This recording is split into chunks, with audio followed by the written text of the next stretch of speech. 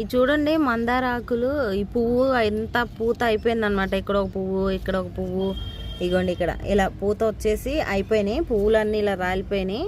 ఇప్పుడు ఈ ఆకులన్నీ కట్ చేసేస్తాను అనమాట. కొత్త కొత్తవి వస్తాయి మళ్ళీ. ఈ ఆకులు కూడా పడేయను.